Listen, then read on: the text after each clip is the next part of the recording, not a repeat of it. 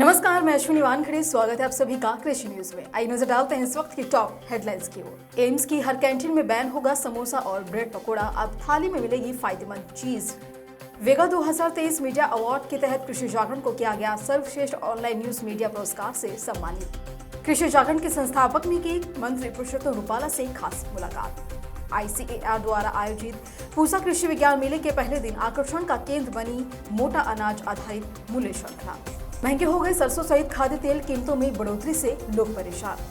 महाराष्ट्र सरकार ने प्याज की कीमतों को लेकर किया बड़ा ऐलान, किसानों को होगा फायदा। कृषि यंत्रों के उपयोग से हुई खेती आसान, जल्द करें इसका इस्तेमाल। प्याज की कीमतें कम होने से गुजरात के किसानों की बड़ी परेशानियां। बिल गेट्स ने IARI का किया दौरा, जलवायु परिवर्तन और वैज्ञानिक खेती में दिखाई रुचि। 5 किसान संगठन मिलकर 13 मार्च को करेंगी संसद का घेराव। भोजपुर में बाजरा महोत्सव का आयोजन, PM मोदी ने ट्वीट कर श्री अन्न को लेकर कही बड़ी बातें। तेज हवाओं के साथ दिल्ली का मौसम हुआ सुहावना, प्रदूषण स्तर में गिरावट।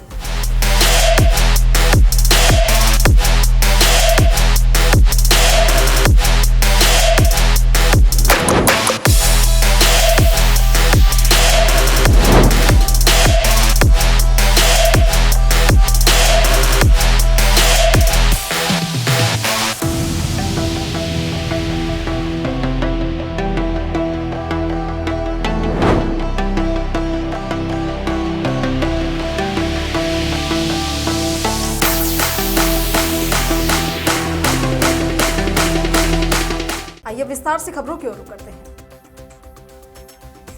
भारत के जाने माने अस्पताल एम्स की कैंटीन में एक बड़ा बदलाव लाने की तैयारियां की जा रही हैं। क्या खाने में मिलने वाले समोसा, ब्रेड पकोड़ा और कोल्ड ड्रिंक जैसी चीजों को बाहर कर दिया जाएगा और इसके बदले में एम्स में खाने को लेकर कई नई क्रांति देखने को मिलेगी।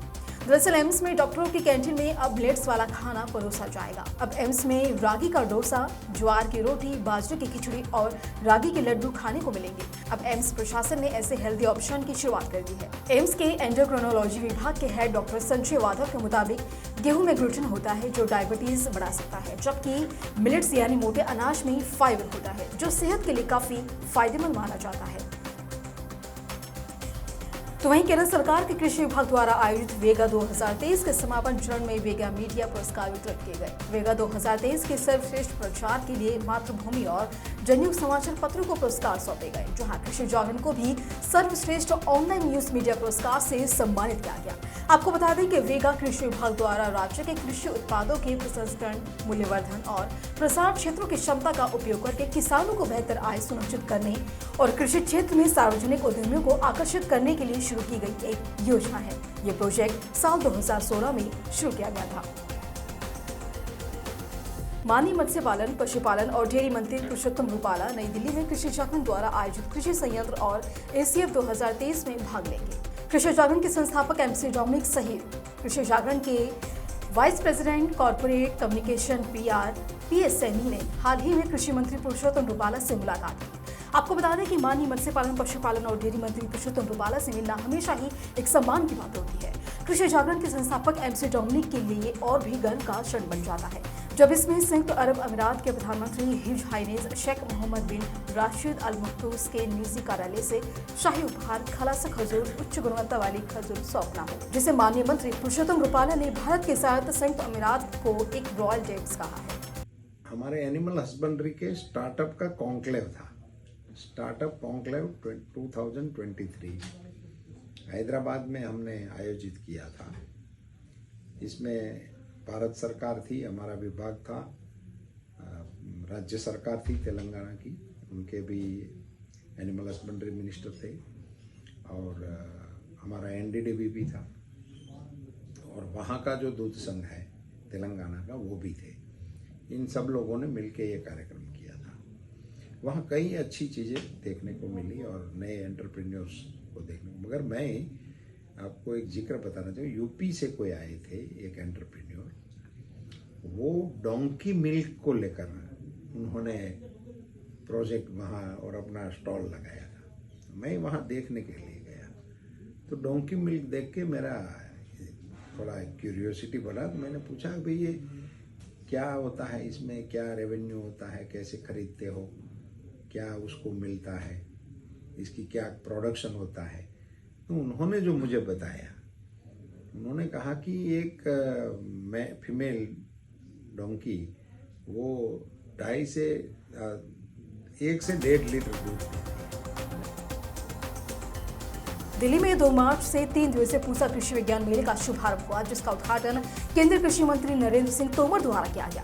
मेले में कई किसानों की उपस्थिति देखी गई। साथ ही इस बार इस मेले की थीम श्री अन्न द्वारा पोषण, खाद्यान्न एवं पर्यावरण सुरक्षा रखी गई, जिसके चलते पहले दिन मोटे अनाज और उससे बने व्यंजन देखे गए।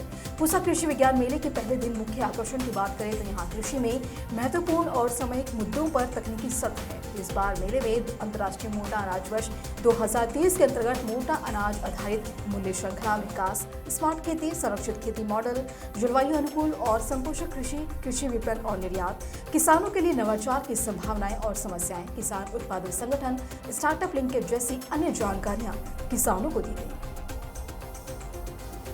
तो वहीं दिल्ली तेल तिलहन बाजार में कारोबार का मिला जुला रुख दिखाई दे रहा है। एक और जहां सोयाबीन तिलहन की कीमतों में गिरावट दर्ज की गई है, वहीं दूसरी तरफ सरसों तेल तिलहन, सोयाबीन तेल और साथ ही बिनोला कच्चा पाम तेल और पामोलिन तेल की कीमतें बंद भाव के मुकाबले मामूली सुधार के साथ बंद हुई है। मूंगफली तेल तिलहन के भाव पूर्व स्तर पर ही बंद हो गए हैं। बाजार सूत्रों ने कहा कि जिन तेलों में सुधार है वे पहले से इतने टूटे हुए हैं कि जरा सी उनकी गिरावट में कमी होती है तो उसे सुधार माना जाता है, लेकिन वास्तविकता का अंदाजा केवल इसी बात से लगाया जा सकता है कि सूरजमुखी तेल के बाद अब सरसों तेल तिलहन कीमतें न्यूनतम समर्थन मूल्य से कम बनी हुई हैं। तो वहीं दूसरी तरफ सूरजमुखी के शुल्क मुक्त आयात की छूट 1 अप्रैल से समाप्त करने के बाद सरकार को देशी तेल तिलहन को बाजार में खपने के लिए आयातित सूरजमुखी और सोयाबीन तेलों पर आयात शुल्क को इतना बढ़ाना चाहिए कि हमारे देसी तेल तिलहन बाजारों में इसे बेचा जा सके।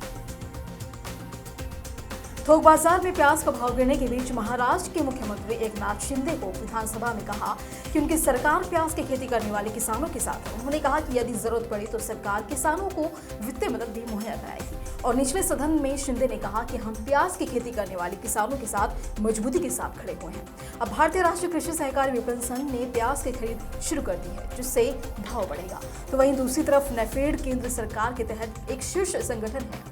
शिंदे ने बजट सत्र के दूसरे दिन कहा कि उनके अनुरोध पर नेफेड ने प्याज की खरीद बढ़ा दी है और किसानों से 2.38 लाख टन प्याज पहले ही खरीदी जा चुकी है। तो वहीं उन्होंने कहा कि यदि किसी विशेष क्षेत्र में क्रय केंद्र नहीं है तो वहां इसे किसानों के लिए खोला जाएगा।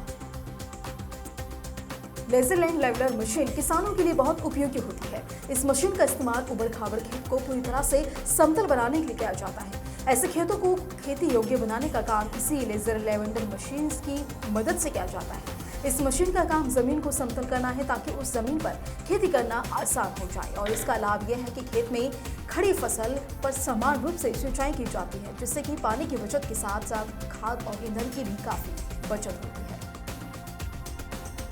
गुजरात स्थित भावनगर की राजकोट और सुंदरनगर झीलों में प्रमुख रूप से प्याज उगाया जाता है और बाजार में प्याज की कीमतें गिरने से गुजरात के किसानों की दिक्कतें लगातार बढ़ती जा रही हैं। किसान अपनी उपज को खुले खेतों में फेंकने के लिए मजबूर हो रहे हैं।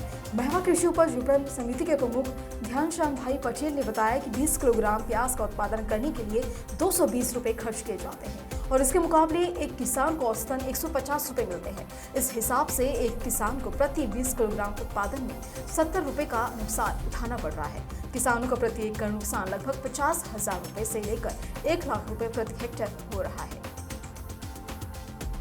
दुनिया के अरबपति बिल गेट्स ने भारतीय कृषि अनुसंधान संस्थान IARI का दौरा किया और यहाँ के पूसा परिसर में लगभग 1.5 घंटे बिताए और खेती और जलवायु परिवर्तन के बारे में लोगों से खास बातचीत। ARI के निदेशक AK सिंह ने मीडिया को बताया कि bill and Melinda Gates foundation के सह अध्यक्ष और ट्रस्ट बिल गेट्स ने IARI के कृषि अनुसंधान कार्यक्रमों, विशेष रूप से जलवायु अनुकूल कृषि और संरक्षण कृषि में गहरी रुचि दिखाई। इस दौरान गेट्स ने IARI की जलवायु परिवर्तन सुविधा और कार्बन डाइऑक्साइड के ऊंचे स्तर के साथ साथ खेतों में उगाई जाने वाली फसलों के बारे में जानकारियां हासिल की।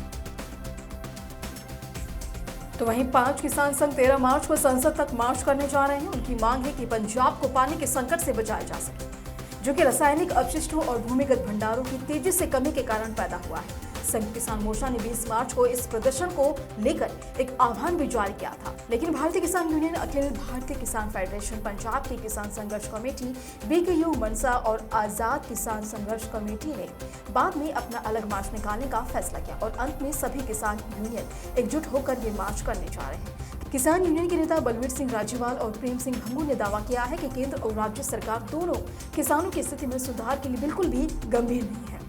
साथ ही किसान संगठनों ने केंद्र पर किसानों के किए गए वादों से भी पीछे हटने का आरोप लगाया है। केंद्रीय कृषि और किसान कल्याण राज्य मंत्री कैलाश चौधरी संसदीय क्षेत्र बाड़मेर के दौरे पर हैं। इस दौरान केंद्रीय मंत्री कैलाश चौधरी ने बालातोर में पचपदरा विधानसभा की ओर से आयोजित सांसद खेल प्रतियोगिताओं में समापन समारोह में भाग लेकर खिलाड़ियों और पार्टी साथी कार्यकर्ताओं और खेल प्रेमी आमजन का उत्साहवर्धन किया। आपको बता दें कि प्रतियोगिता के दौरान कबड्डी और रस्साकशी सहित विभिन्न परंपरागत खेलों का आयोजन किया गया। तो वहीं केंद्रीय मंत्री कैलाश चौधरी ने रेफरी और संचालक की भूमिका निभाकर सभी को प्रोत्साहित किया। साथ ही समारोह को संबोधित करते हुए केंद्रीय कृषि मंत्री कैलाश चौधरी ने कहा कि केंद्र सरकार प्रधानमंत्री नरेंद्र मोदी के नेतृत्व में खेलों को बढ़ावा देने के लिए हर स्तर पर प्रयास कर रही है। इन निरंतर प्रयासों से ही हमारे एथलीट राष्ट्रीय और अंतर्राष्ट्रीय स्तर पर देश की प्रतिष्ठा को बनाए रखने में प्रयासरत हैं।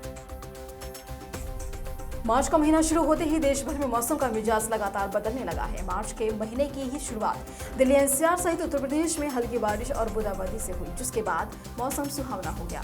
मौसम विभाग के अनुसार आने वाले 4 से 5 दिनों के बीच भी मौसम का रुख ऐसे ही बने रहने की संभावनाएं जताई जा रही है। मार्च के महीने से ही गर्मी ने अपना प्रचंड रूप दिखाना शुरू कर दिया है। शुरुआती दिनों में सुबह और शाम के वक्त मौसम में हल्की ठंड बनी हुई है, जिससे बढ़ता तापमान परेशान नहीं कर रहा है। हालांकि दिन ढलने के साथ ही कड़ी धूप में बाहर निकलना लोगों के लिए काफी मुश्किल हो गया है। इसी तरह की अन्य खबरों के लिए जुड़े रहिए कृषि जागरण के साथ। धन्यवाद।